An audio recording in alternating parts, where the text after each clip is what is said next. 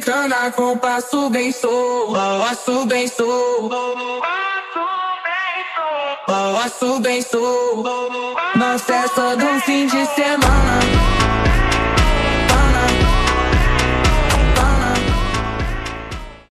Good day, Ma'am Jen. I am Kenneth Jan Micabalo, and I'm going to show an experiment of isotonic, hypertonic, and hypotonic.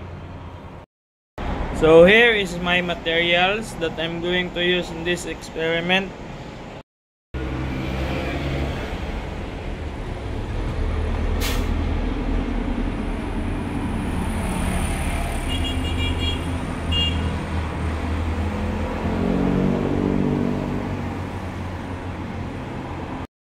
Next is we're going to put the water in our glass bottle.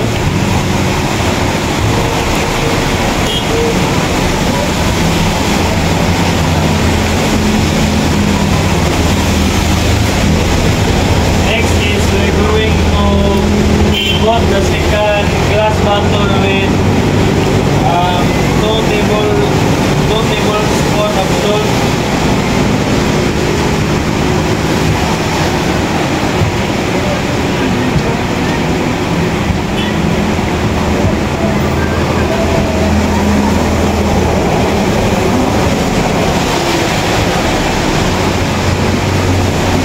Last one is 1 teaspoon of salt.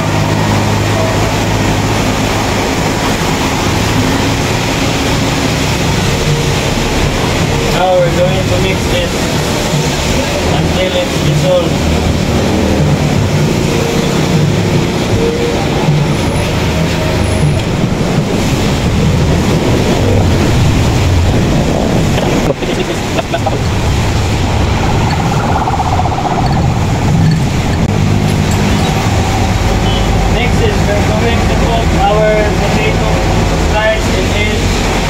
Glass bottle, and we're going to leave it in 30 minutes.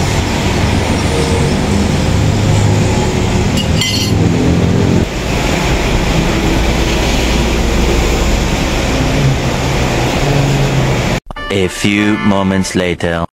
So 30 minutes later of our 30 minutes later of the potato sit in the water.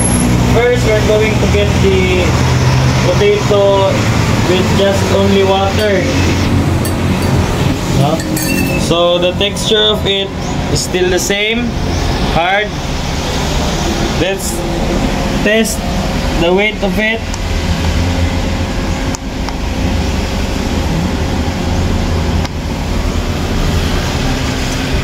So as you can see, the weight change. It becomes more heavier than its normal weight, 9.4 grams. Next is the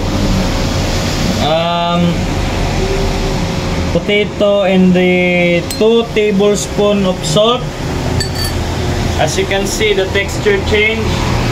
It's more than flexible, and its size change too.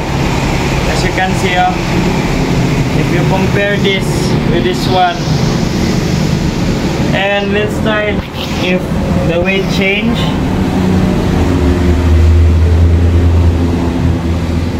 So from 9.4 grams, it changed the weight below 7.4, 7.9 grams only.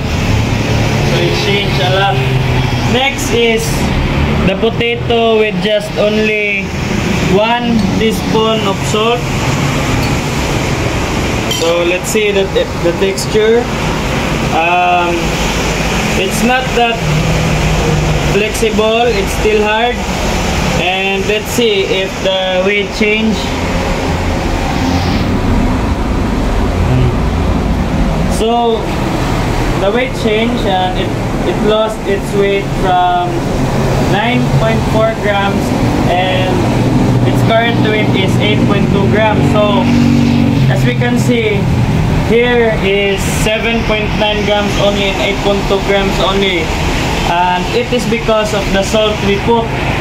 That's why the weight change of these two. The more salt you put, the more it reduces its weight. So thank you for watching my experiment. Goodbye.